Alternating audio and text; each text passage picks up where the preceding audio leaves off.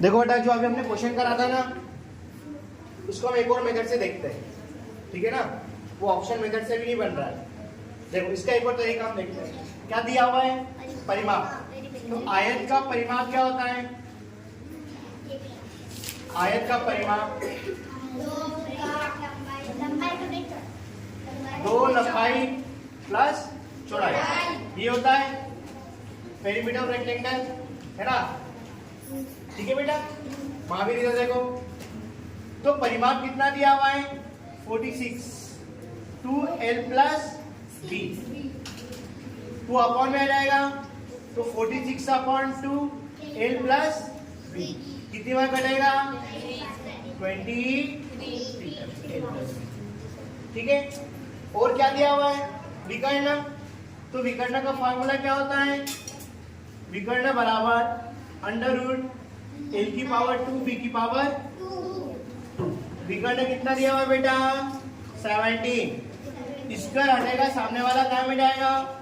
Square में जाएगा। यदि यहाँ से अंडर रूट को हटाता हूँ मैं, तो सामने वाला क्या में जाता है? स्क्वायर में। सामने वाला क्या में जाता है? सामने वाला क्या में जाता है? जब भी अंडर रूट हटेगा, सामने वाला स्क्वायर में जाएगा। ठीक है। अब 17 का स्क्वायर क्या होता है? 289 होता है क्या? 289 होता है।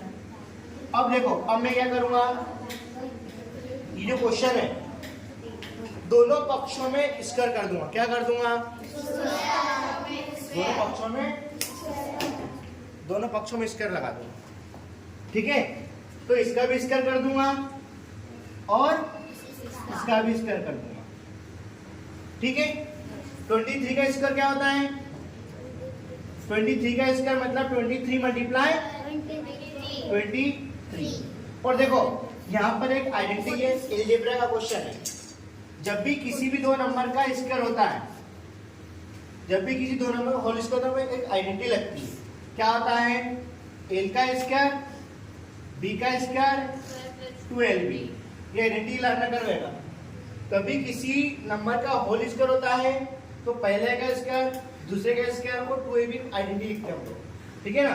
तो यहाँ क्या लिखेंगे? l का स्क्वायर b का स्क्वायर और 2ab मतलब 2lb।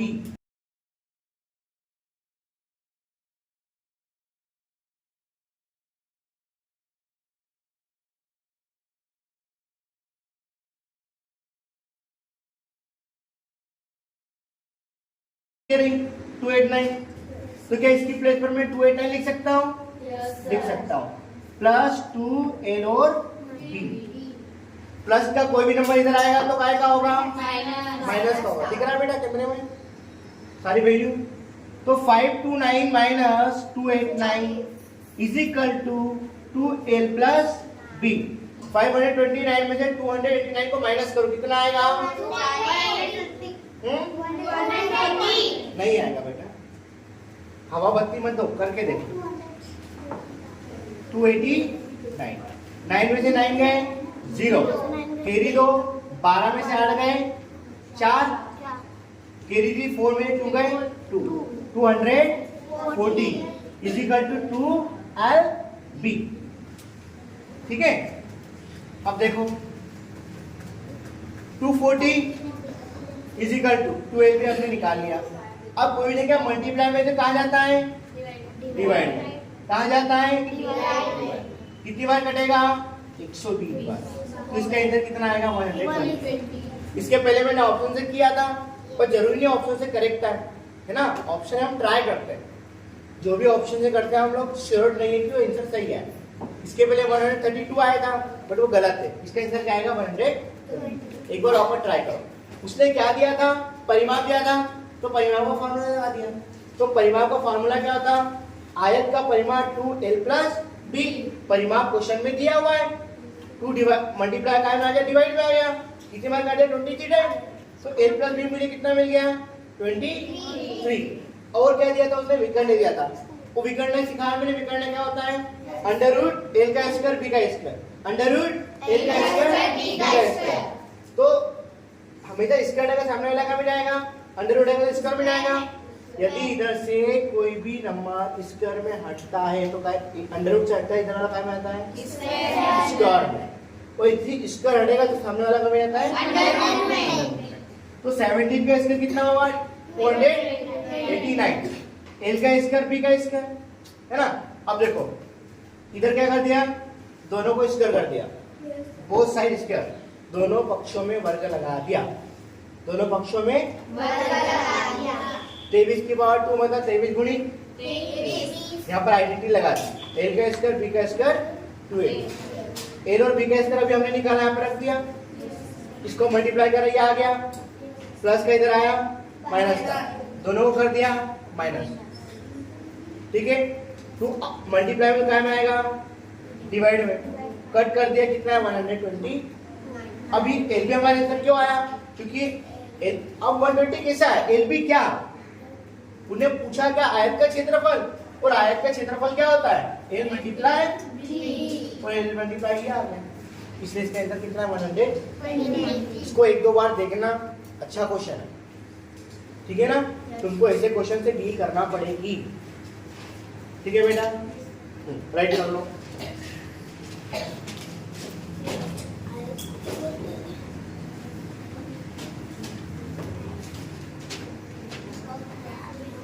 बहुत इंपॉर्टेंट क्वेश्चन है और बहुत अच्छा क्वेश्चन है, नवोदय में इस टाइप का लेवल टच होगा बेटा, है ना।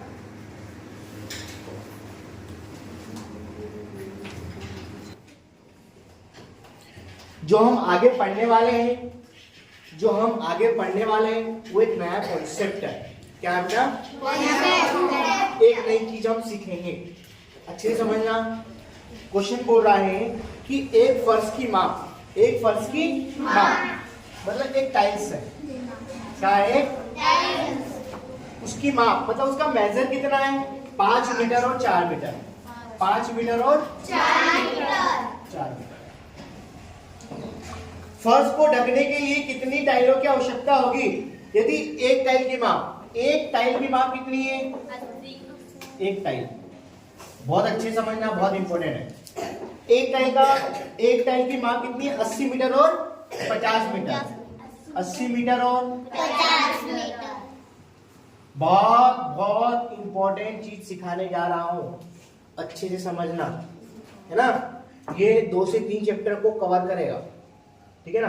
अब क्वेश्चन में क्या पूछा उसने, ये क्या दिया हुआ है, मान लो ये जो तुम्हारा घर है, एक रूम है, एक रूम में पूरा फर्श है, तुम्हें रूम में टाइल्स लगाना है, क्या लगाना है टाइल्स लगाना है, तो ये पूरा रूम है तुम्हारा, पूरी टाइल्स है, इसके अंदर हमको ऐसी टाइल्स लगाना है, यहाँ मैं ड्रॉ कर देता हूँ, ये तुम्हारा रूम है, कितने बाई मीटर का है 5 मीटर और 4 मीटर का, इसमें ऐसी टाइल्स लगाना है इतनी, तो ये टाइल कितनी लगेगी वो ये पूछना चाह रहा है, क्या लगेगी टाइल्स। तो जब भी वो टाइलों की संख्या बोले तो हमेशा हम क्या करेंगे डिवाइड करेंगे, कुल क्षेत्रफल में एक टाइल का हमेशा क्या करेंगे डिवाइड करेंगे, बस समझ में आ रही ना, ठीक है। तो हम क्या निकाल रहे हैं टाइलों की संख्या, टाइलों की संख्या क्यों निकाल रहे हैं, क्योंकि क्वेश्चन को इसने क्या पूछा है टाइलों की संख्या पूछी है। जब भी टाइलों की संख्या पूछे वो तो कुल क्षेत्रफल कितना है, कुल क्षेत्रफल, कुल क्षेत्रफल में किसका मल्टीप्लाई करूंगा डिवाइड करूंगा, एक टाइल का, एक टाइल का क्षेत्रफल, ये कोई अलग सी चीज नहीं, एकदम नॉर्मल बात है। मान लो 10 लड्डू है ना, और एक एक को 2 देना है, तो कितने को मिलेगा 5 को, तुमने क्या करा डिवाइड करा, तो यहाँ पे भी वही है, हमको एक टाइल्स को बांटना है पूरे इसमें, है ना। मैं एग्जांपल 10 लड्डू आपके पास है, तो मुझे एक को 2-2 लड्डू देना है, तो इसे कितने को दोगे तुम 5 लोगों को दोगे, तो तुमने कैसे पता किया 5 डिवाइड करा, है ना। उसी प्रकार मेरे पास एक टाइल्स है तो पूरे को देना है, तो इसे कितनी टाइल्स देना पड़ेगी, तो हमेशा कुल क्षेत्रफल में से एक टाइल के क्षेत्रफल को डिवाइड कर देंगे, ठीक है ना। तो कुल क्षेत्रफल क्या होता है तुम्हें पता है, क्षेत्रफल का फॉर्मूला क्या होता है लंबाई गुणी चौड़ाई, length multiply breadth, length multiply breadth, ये दोनों का फॉर्मूला है, ठीक है नहीं। अब देखो कुल क्षेत्रफल मतलब क्या हुआ है 4 मीटर और 5 मीटर। एक टाइल की मेजर कितनी है, एक टाइल की माप कितनी है? 80 मीटर। बेटा बार बार वीडियो के बीच में बताए, मैं आ रहा हूँ तुम्हारे पास। 80 मीटर और 50 मीटर। अब एक समझने की जरूरत है यहाँ पर, क्या एक मैंने बोला था ना 2-3 चैप्टर कवर हो गए। पहला तो टाइलों की संख्या कैसे निकालना ये, और दूसरा ये काय में है, दोनों मीटर में नहीं, दोनों मीटर में क्या बेटा? नहीं, ये सेंटीमीटर में। ये क्या है? सेंटीमीटर।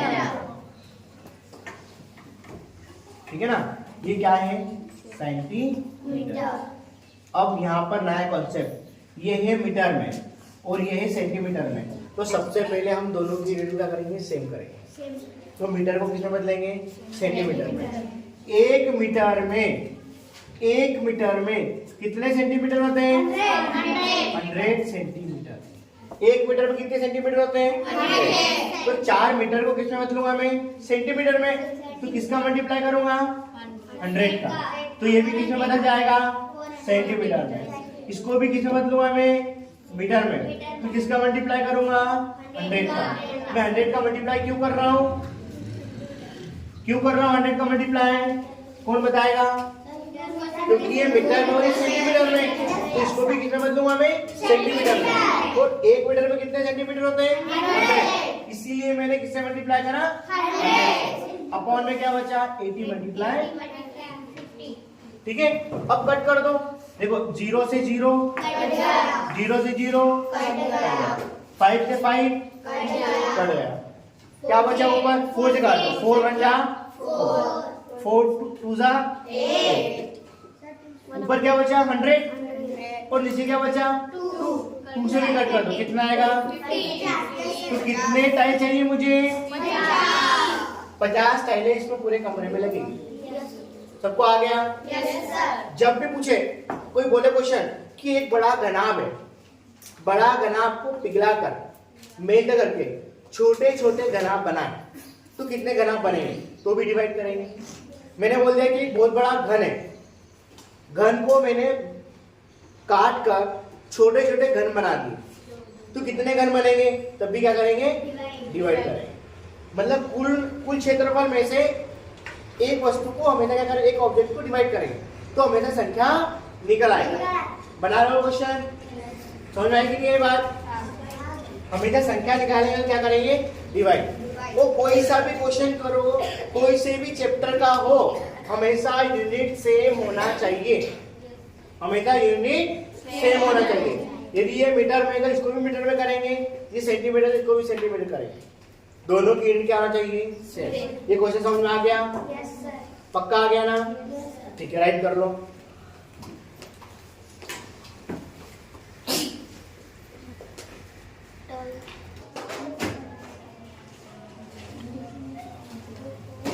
देखो बेटा नेक्स्ट, एक वर्ग का परिमाप 40 मीटर है। क्या है? वर्ग। तो भाई सेम दोनों कर लो, वर्ग कर लो। वर्ग का क्या दिया उसने? परिमाप 40 मीटर दिया है। क्या है बेटा? परिमाप। तो किसका फार्मूला लगाएंगे? परिमाप का। तो वर्ग का परिमाप कितना होता है? 4 मल्टीप्लाई भुजा, 4 मल्टीप्लाई भुजा। परिमाप कितना दिया हुआ? 40। कहाँ दिया है क्वेश्चन में? इजिकल टू 4 गुणित भुजा। 4 कहाँ जाएगा? बटे में। तो भुजा कितनी निकलेगी? 10। भुजा कितनी निकले बेटा? 10। क्वेश्चन में पूछा क्या है? क्षेत्रफल। पूछा क्या है? पूछा क्या है? क्षेत्रफल। क्षेत्रफल क्या होता है? भुजा की पावर 2। और भुजा कितनी निकाली? 10। 10 की पावर 2 मतलब 10 गुणित 10 में 10 का मल्टीप्लाई। क्या आपको पूरा याद होना चाहिए कि 10 के 100 क्या 100? ये भी करने की जरूरत नहीं। गुड बेटा, शाबाश।